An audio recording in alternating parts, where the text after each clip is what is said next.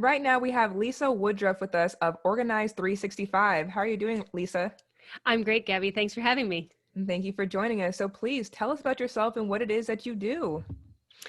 Well, I am a middle-aged woman who lives in Cincinnati, Ohio, and middle age hit me like a freight train. And Okay. I found myself being completely unorganized, living a reactive life. And as I sorted out my own organization and got back to productivity and back in control of my life, I turned it into the Organized 365 brand, where we have a podcast and a Mm. certification program and courses and things that help you do the same, like go from unorganized to organized and add more hours to your day so you can get out and do what you were uniquely created to do in the world.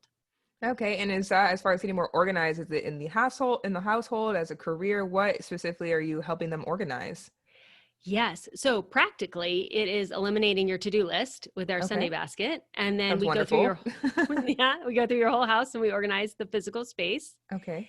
And then I help you ditch the filing cabinet completely and just create 4 binders. And that's all the Hmm. paper that you need in your house. And along the way, you get a lot of extra time. And I'm an entrepreneur, a serial entrepreneur. I've had many businesses and I can Okay. help you organize your work as well. But it all starts with the mindset. Mm. And that really happens for free by listening to the, almost 400 episodes that we have on the podcast. And you Oh. just start to think about your time differently, start to think about your energy level differently, start to think about your money differently. And you start to realize you're in control of a lot more than you thought you were. Mm. And especially during 2020 and the pandemic, where we're finding out all the things we're not in control of, Right. there's a lot that you are in control of. And it's all your mindset. Yeah, it starts with that. I can only Yeah. imagine. Then it's like you realize you have control, and that in itself is like a breath of fresh air. It's like, okay, I Yes. can control more. And so obviously you said it kind of comes from personal experience, but what made you focus on helping women be more organized? I get this so much. People Hmm. are like, you should have men in your program. It is both men and women. Welcome to the 20th century, 21st century, that men are involved in the household. Yeah, 110%. That's awesome. I'm a Gen Xer. I didn't get that in the lottery. But what I would say to that is how a household looks does not affect a man the way it affects a woman. Like, Hmm. it's kind of like women and men work. Men need to work. Like, it is part of their identity. Hmm. A woman's house is part of her identity. Even if they, take care of the space together or whatever, if the house is in disarray, the woman feels that emotionally. The man's like, whatever, we'll get to it another day, or they don't Yes. even see it. Hmm. And so it is a mental, emotional thing for women. And the other thing is that we are doing so much stuff in our house that we do not need to do at all, because it's what we saw modeled by our grandmothers and our mothers. And more than that, what we see on TV. Like how we Wow. see people doing house on TV, we then start doing that in our house. Like, I don't even know why. And nobody in our house cares. And if Hmm. you stop doing it, no one notices. Like, I Hmm. only do dishes 3 times a week. Do you know why? Why? No one else does them. Like, I have 2 Wow. grown children and a husband who all walk through the kitchen. If they really, really wanted the kitchen to be perfectly cleaned at all You could clean times. it. Right. And also, they're not asking me to do them. They're not like, oh, the dish, mommy gotta get down. Nobody's asking me to do. Nobody Mm. cares. No one cares. And so do you think it's kind of a sort of situation where if you just leave things alone, it'll kind of get solved itself in a way? Because like you said, the dishes were left there. So if you want to clean, it'll get cleaned. What would you say?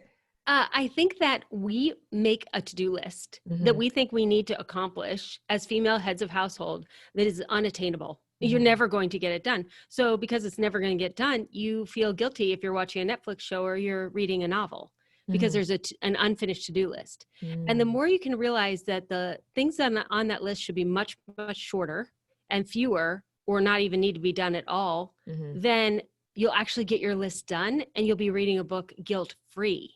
And so Yes. it's making that list less. And I don't know if you guys noticed, but there were a lot of things that happened in March and April when we were in quarantine Hmm. that we didn't get done. So I have somebody clean my house. I used to clean houses, and now I have somebody clean my house. And 7 weeks before we noticed the dust, it was 7 weeks before the dust was visible. And then all of a sudden, it was like you could write your name on everything. So if you're dusting every week, just to let you know, you could do it every 6 weeks and no one would To notice. notice. Huh. Yep. And so would you say it starts with having to acknowledge the fact that, like you said, there are those gender norms from, past generations and then television, media and everything before you can even make the step to become more organized and leave certain things off your checklist? I think that everything that has been preached to us for decluttering and organizing our house is how to make the checklist prettier and cuter and color coded Mm-hmm. so that you can enjoy your to-do list. And what I want to say Mm. is get rid of it. Like, why do you even have one? Right. Like, how can you have as little to do at home as physically possible, Mm. both by changing your expectations of yourself, lowering your standards to a more realistic level, becoming a woman of excellence, not a Okay. perfectionist, two totally different things. I would Mm. much rather be a woman of excellence with a short to-do list reading a book than a perfectionist who's never going to be done with my to-do list and have no time to do what I was uniquely created to do. And Right. so it is that mental mindset. And I'm telling you, it's in your head. It is not in your spouse or your kids or your parents or your friends. None of them have that mental trash going on that you have going on in your head about your house. What do Hmm. you think? It looks great. And so it's really our own expectations that Yeah. is just draining us Yeah. for no reason. So could you give some examples of how, you deal with energy management and things to keep yourself basically sane and just in taking care of yourself? Yes. So I am a morning person. I'm more of a morning person than an evening person. So I get all of my machines going first thing in the morning. So if I need Okay. to run a load of laundry, if I need to do the dishes, I'll do those and start the dishwasher first thing in the morning. And then when it's dinner time, I will change the laundry, finish and put it away. I want all of my chores done by 7 o'clock at the latest. Like after Okay. 7 o'clock, I'm like a baby. Like you can't put No more. anything on my to-do list. I can't do it.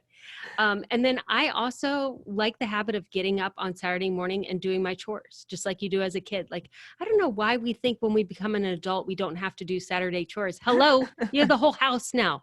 You used to only Right. have a bedroom you had to do. Like, why did you give up that habit? That was a good one. And Mm. then being done by like noon on Saturday and have my a whole weekend to myself versus trying to do a little bit here and there all Mm. weekend long.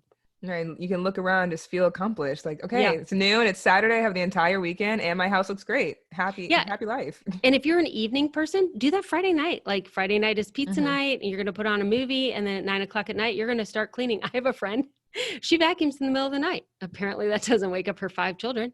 Right. Yeah, she vacuums in the middle of the night. I'm like, whatever you want. Whatever works for There are you. no rules. There Okay. are no rules. Why do we think there are rules? Who do we think's checking? Mm.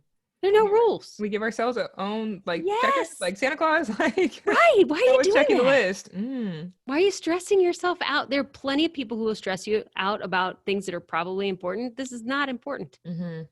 Don't add more to the plate, Right. basically. And, Yeah.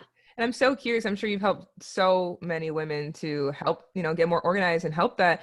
What are your favorite client success stories? I'm very curious to see from night and day, I'm sure, of who you help.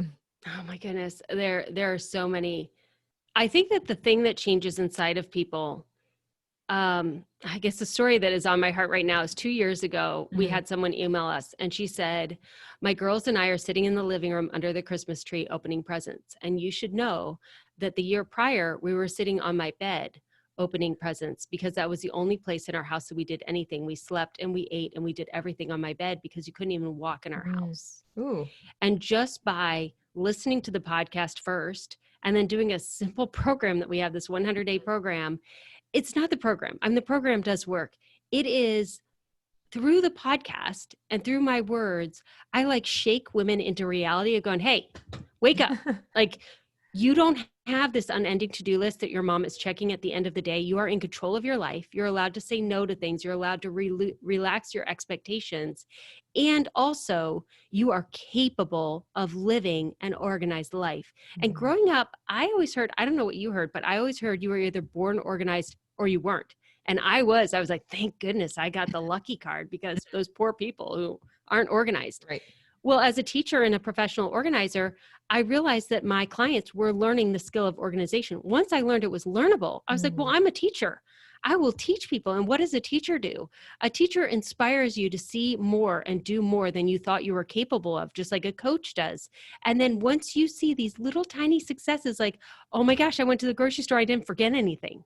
Or Mm-hmm. I didn't dust for 6 weeks and, everybody still lived in my house and no one noticed. Like, what else can I trick my family into getting away Mm-hmm. with and not doing? And then it starts to become a game and you gain your confidence through Mm-hmm. these little wins and you start to realize, well, I'll be darned. I can be an organized woman. I can be proactive. I can be in charge of my life. I can go start my own business, write a book. I can't tell you how many people have written books after doing this program because they're like, Oh. well, Lisa wrote a book, so maybe I can write a Write a book. book. And they do.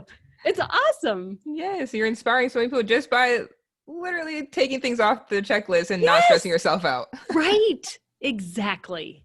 What a win-win for you and your customers, clients, and anyone who listens to your podcast. Oh, it's awesome because as a teacher, the best thing for a teacher is to have a student succeed. Mm-hmm. Like that is the best. And we just have so many success stories. It's just awesome. That is. And so how do people kind of figure out what things they can remove off the checklist and some things they need to keep? Is it trial and error? What is, I guess, the secret to that? 100. I love that you say trial and error. I love trial and error because I am not a minimalist and I'm not a maximalist. So you can have what I call however many you want of your passion projects. So I love to learn. So I'm going to have a ton of books. Like I'm not going to have one bookshelf. I'm going to have bookshelves in multiple rooms because I love books. So whatever, if you're a cook, I am not, but you can have a decked out kitchen plus a pantry plus all the Pampered Chef stuff that you want. Like you can have all the scrapbooking supplies if you're a scrapbooker. You could keep maximal amounts of those.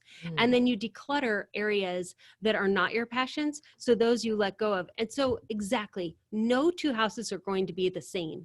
No two people are going to be happy with the same amount of clutter or minimalism. Like I don't want a minimalistic life. I like to have stuff around me. Like I love tchotchkes. I like it. I have over 100 physical scrapbooks. I don't like digital photos. I don't know what to tell you. It's weird, but it's my thing.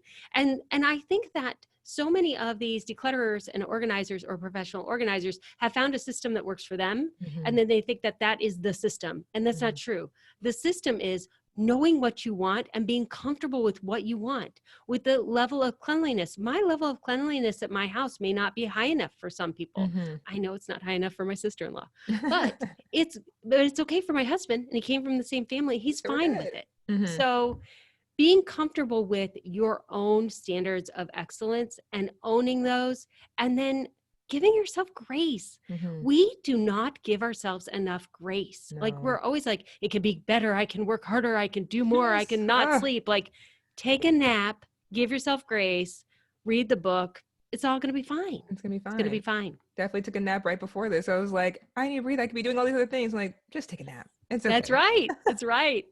Not run yourself down. So I'm also curious, as far as when you are in a relationship, whether that be marriage or not, how does that then work if you're also now trying to merge how two people see how to clean, how to be organized? What do you see for that? Yes. And the Organized 365 podcast literally appeals to 8-year-olds to 80-year-olds. So we have all the different generations in there. So every generation views marriage and partnership differently because of how it was modeled to them. And here is my standard reply to everyone. You are only in control of you. Period. I don't want you decluttering other people's stuff. Now, if you have children, you can work on your children's stuff, but you should never declutter your parents' stuff, your siblings' stuff, your spouse's stuff, your partner's stuff. You are only in control of you. And this is what happens 99 times out of 100. If you focus on you and getting your life organized and you become proactive, within a matter of 13 weeks, your family will come alongside you naturally. They will just naturally start organizing. They will follow your lead without you doing or saying anything, as long as you just keep focusing on yourself. Wow. And so it's like respecting those boundaries. You take care of you, I'll take care of me. And that's it. I never thought of it that way because I feel like, again, as a woman, you think, okay, I'm supposed to do things for me and I'm supposed to clean for you, the kids, the husband, whatever, wife. And it doesn't have to be that way. Well, 85% of the household is really under the female head of household's domain. I mean, to be serious, my husband has his area of the closet, the bathroom he uses most, and part of the garage, and that's it. Now he is a minimalist. So some men do have more areas of the house, but for the most part, the women are making the buying decisions. We know that Right. in most households. So you brought it in here. You organize it. Like, Right. Especially who all the bought it? decorations You and did. everything. I didn't ask for it. Yes. So you clean it. Right. So you've got plenty to focus. You can focus on your own stuff for like 2 years. If you get through all of that and the only thing that's left over is your spouse's, then let's discuss that. And that's Okay. very rare. Okay. I love that. And so can be found at organized365.com. Are there any other platforms that people can go to learn about your business or just even learn about you? And of course, maybe even a guest on your podcast. Yes. So we don't usually have guests on our podcast. Okay. We do feature success stories of our clients, but I do a solo podcast each week. I Okay. actually, as of 2021, will have 4 podcast episodes each week. Wow. So Monday is a book review. Wednesday is a client testimonial story of their transformation. Thursday is a throwback since we have 400 episodes. We serve up the ones that are best for you. And then Friday is a new podcast episode. So if you like podcasts, the podcast is the place to start. It's Organized 365. And then if that resonates with you, then you're going to like the Organized 365 Instagram, Facebook, community courses. Everything is Organized 365. I think people are going to just be so inspired just even having you on here and talking right now. It's like, I don't need to do all this. I can only imagine the people who are just going to feel relief even just from listening to this 15-minute podcast right now, this episode. Yeah. Gabby, thank you so much for having me. This has been a pleasure. It's been so great. Lisa Woodruff, everyone. Thank you so much for joining us today. Thank you.